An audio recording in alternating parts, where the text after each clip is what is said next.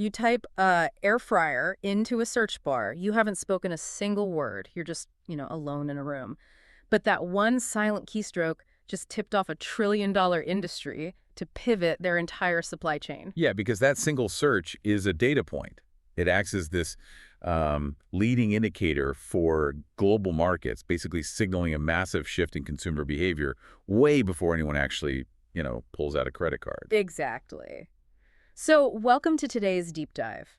We are taking you on a totally custom-tailored journey into the invisible machinery of the modern internet because, well, we know you want to stay well-informed and you want to know how the world works, but you definitely do not want to drown in the endless flood of information that's out there. Right. And to do that, we've pulled together a pretty amazing stack of sources that trace the complete life cycle of information in the year 2026. It's a really good stack today. It is, yeah. We're looking at market research guides on trend predictions, exploring platforms like Google Trends and exploding topics. Plus, we've got an academic paper detailing the digital transformation of modern journalism. Which is fascinating. Totally. And then we're breaking down content analytics and finally unpacking the really rigorous methodology behind media bias rating systems. So the mission for this deep dive is to basically trace the pipeline. Like, how is your raw private curiosity mathematically predicted by businesses? And then how do digital journalists turn that data into the real-time stories that are just flooding your feeds? Right. And ultimately, how can you use data to scientifically filter the bias out of that final product? Yeah. Let's start at the very beginning of the pipeline, which is predicting the future. Because before an article is ever assigned or a product is launched, there's just, raw consumer curiosity. So how are businesses actually reading our minds? Well, it starts with understanding search behavior, not as a reflection of the past, but as this sort of economic crystal ball. Let's look at Google Trends, for example. People always get this one wrong. Oh, constantly. They consistently misunderstand how this tool functions. People assume it shows raw search volume. Like, they think a chart means 10 million people search for a specific phrase today. But it doesn't do that at all. No, it uses a normalized scale, right? Like 0 to 100. Precisely. It scales the numbers. So the absolute peak popularity of a term in a specific region and time frame equals 100. And then everything else is just a fraction of that peak. So what does that actually look like in practice? Okay, let's say we're looking at interest in snow boots. If it were a raw data feed, it would just show New York City completely dominating the chart, just purely because of its population size. Right, because there are just millions more people there. Exactly. And that would totally drown out a tiny town in Wyoming, where Well, literally every single resident is furiously searching for snow boots. So normalization levels the playing field. It exposes the actual shifting momentum of human attention. and that momentum translates directly to revenue.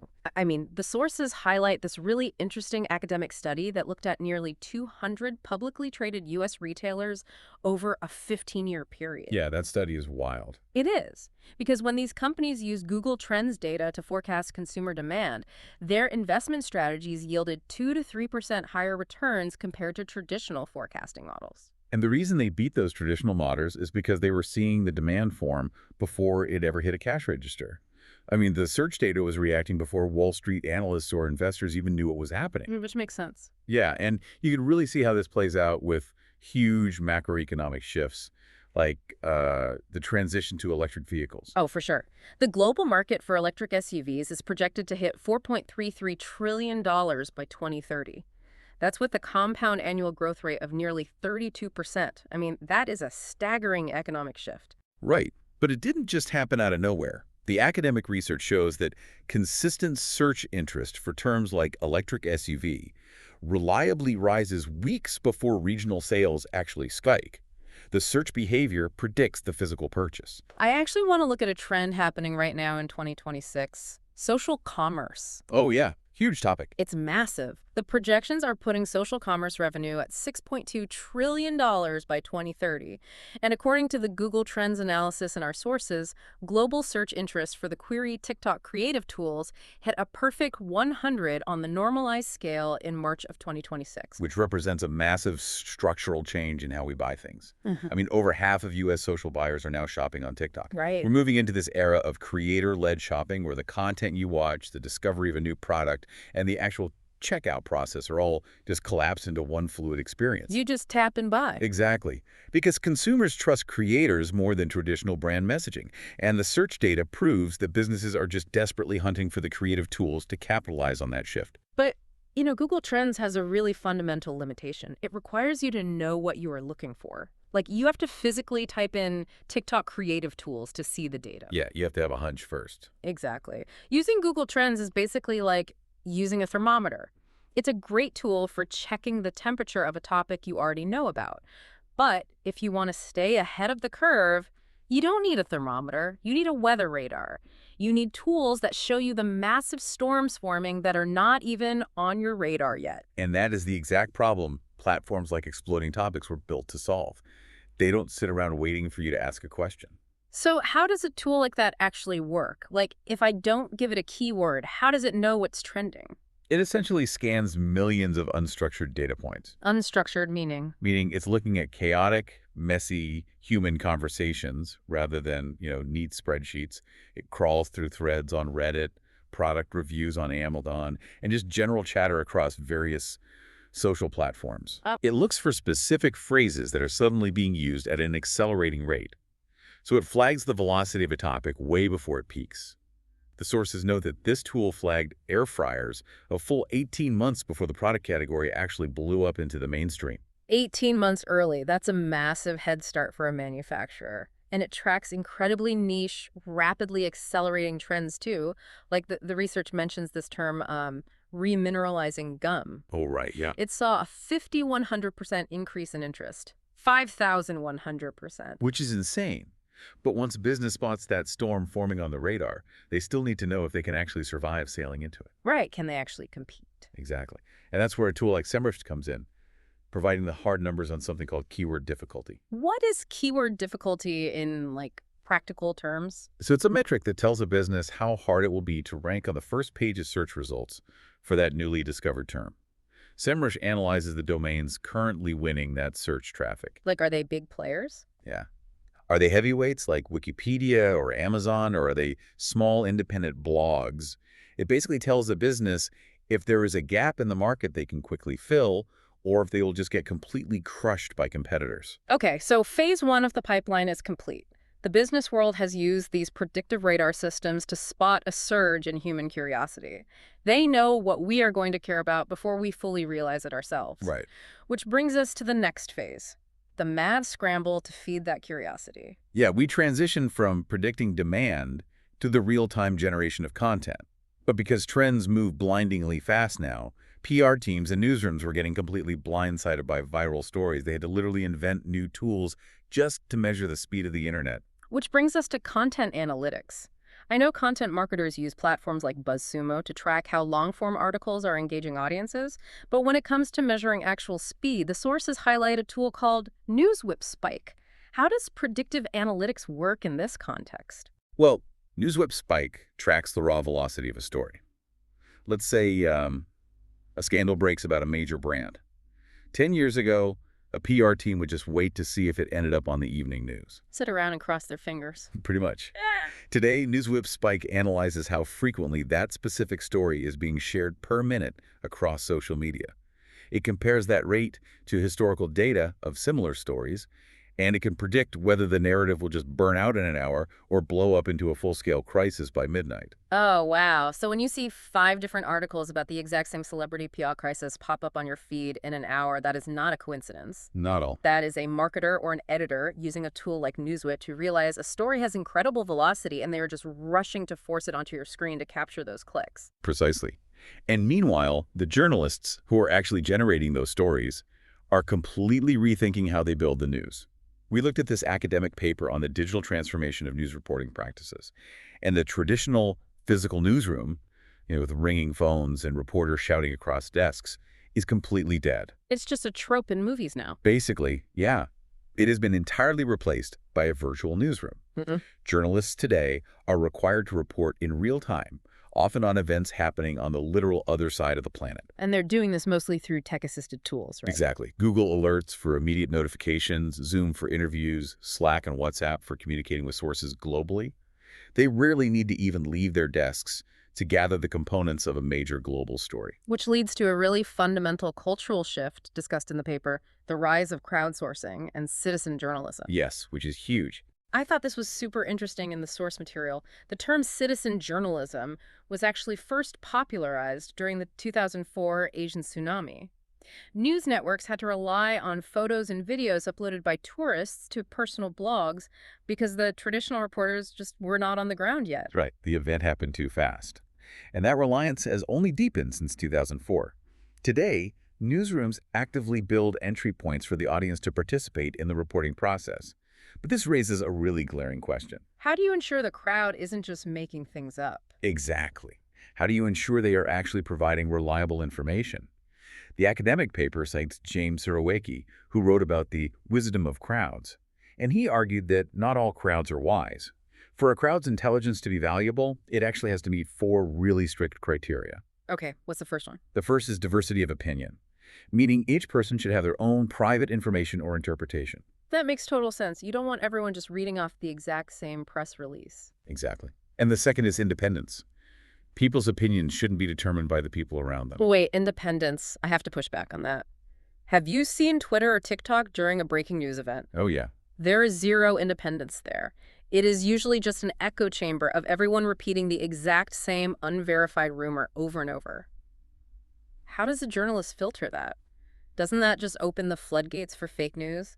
You are hitting on the central tension of modern journalism right there. Because the very technology that allows a reporter to see an event globally in real time is the exact same technology that accelerates misinformation, propaganda, and hoaxes. And anonymity on the internet makes verification incredibly difficult. Right. So what are the last 2 criteria for a wise crowd then? Decentralization. Yeah. So people need to draw on their own local specialized knowledge. And aggregation, there must be a mechanism to turn those private judgments into a collective decision. But if journalists are just sitting at their desks, aggregating random tweets and relying on crowdsourcing instead of actually going to the scene of an event, what does a journalist actually do now if they aren't out in the rain holding a microphone? Well, their role has just fundamentally shifted. They are no longer the traditional gatekeepers of information, deciding what gets published and what gets spiked. The internet took that power completely away. Right. Anyone can publish anything. Exactly. So now, as the research points out, the journalist must be a facilitator and filter. Their primary value is no longer just gathering the news, but verifying, analyzing, and evaluating that massive flood of crowdsourced inputs. They have to filter out the noise and become the reliable, trustworthy anchor in a completely chaotic ecosystem. It is an incredibly dangerous tightrope they walk every single day. Which brings us perfectly to the final and maybe the most important part of the life cycle, the transition from the creator to you, the consumer. Because with trend-chasing algorithms dictating what gets written and real-time citizen journalism just flooding our screens, how does a regular person actually figure out what is true? Like, how do you filter out the bias when you are just trying to read the news over your morning coffee? This is where we move from media consumption to media literacy. We have to look at the tools designed to bring transparency to this ecosystem. Our sources detailed the methodology behind a platform called Ground News. And to be really clear for the listener here, we are looking at this purely as a structural tool for evaluating media. We are remaining entirely impartial regarding the political spectrum itself. Absolutely. But it is vital to understand how they use data to quantify bias and ownership. So how do they quantify something as subjective as bias? Because that seems like an impossible task. Well, they approach it scientifically with bias ratings. They don't just guess. They aggregate data from independent news monitoring organizations. Specifically, Allsize, Advantes Media, and Media Bias Fact Check. These organizations use blind bias surveys, editorial reviews, and really in-depth independent research to rate publications on a scale from far left to far right. And it's important to note this rating applies to the publication as a whole, right? Not the individual article you were reading in that exact moment. Yes, exactly. So a center rating, for example, doesn't mean a publication is perfectly neutral on every single topic. It just means they generally present a relatively complete survey of competing positions without relying heavily on, like, loaded words. Right. And the platform also issues factuality scores, ranging from very low to very high. This measures the publication's reporting practices. Like fact-checking. Yeah. Do they use credible sources? Do they actually issue corrections when they make a mistake? Yeah. Do they pass independent fact checks?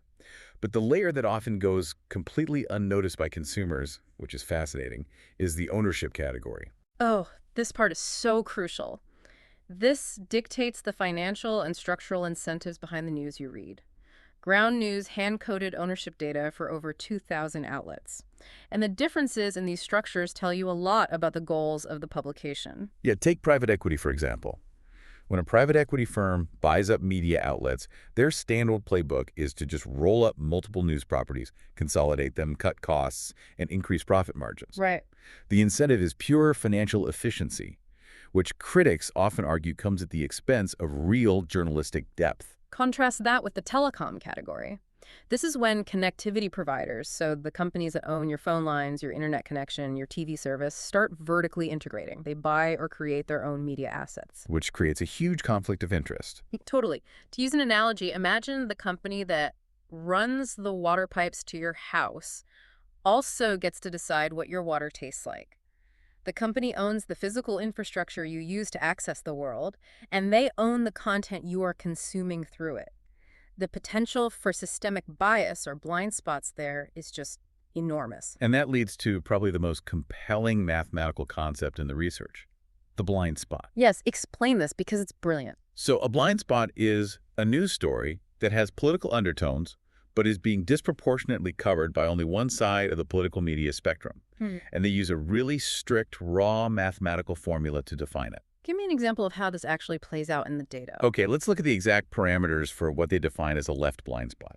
This is a story that the left-leaning media is largely ignoring, while the right-leaning media is covering it heavily. Imagine a controversial new infrastructure bill gets proposed. To trigger a left blind spot categorization in the system, fewer than 10 left-leaning sources can be reporting on it. You look at the data and see absolute silence on one side. While the other side is just amplifying it nonstop. Yes, but simultaneously, the right-leaning coverage must be at 33% or higher. And finally, to ensure the algorithm isn't just elevating like low-quality rumors or fake news, the overall coverage of the story cannot have more than 35% low factuality sources. Got it. So it has to be a verifiable story. Exactly. It's real news that one side is just choosing to ignore. You know, the blind spot formula is essentially like checking the blind spot mirrors on your car. You're driving along looking straight ahead at your highly curated, algorithmically personalized social media feed, and it looks perfectly clear. Right. But this formula uses raw math to act as that little mirror in the corner, proving exactly what enormous vehicles of information are driving right next to you, completely hidden from your view. It shows you the stories your preferred algorithm actively decided you shouldn't see. And that is the ultimate empowerment for a reader in 2026. Recognizing that your feed is not reality, it is a mathematical curation. By understanding the ownership structures, the aggregate bias, and the mathematical blind spots, you stop being a passive recipient of the news and you become an active investigator of the information landscape. Which perfectly ties this entire journey together. I mean, think about the pipeline we just walked through. It starts with you. Your private, seemingly invisible searches are scraped, normalized, and analyzed by platforms to predict market trends weeks or months in advance. Right. Then digital journalists and marketing algorithms take those predicted trends and rapidly generate stories, using crowdsourced data and virtual newsrooms to feed the massive demand. And finally, that content is pushed to your screen, wrapped in the hidden biases and ownership agendas of corporate conglomerates. Understanding this invisible machinery is really the only way to transform yourself from a product being manipulated into an active, well-informed navigator of the digital world. It's about seeing the matrix. Once you know how the data is gathered, how the story is actually built, and how the bias is structured, you can literally never look at a newsfeed the same way again. But I do want to leave you with a final, somewhat unsettling thought to mull over on your own. We've talked about this pipeline as a process that still involves humans, right? Yeah.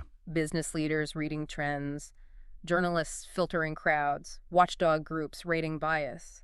But look at where the technology is pointing. It is moving toward automation at literally every step. Exactly. If AI is increasingly being used to analyze our data and spot these market trends, and if AI is also beginning to generate the very news articles and social posts about those exact trends, and if the tools we use to evaluate bias are increasingly relying on AI to scrape and rate that content, Yeah, you see where this is going. are we rapidly approaching a closed-loop internet?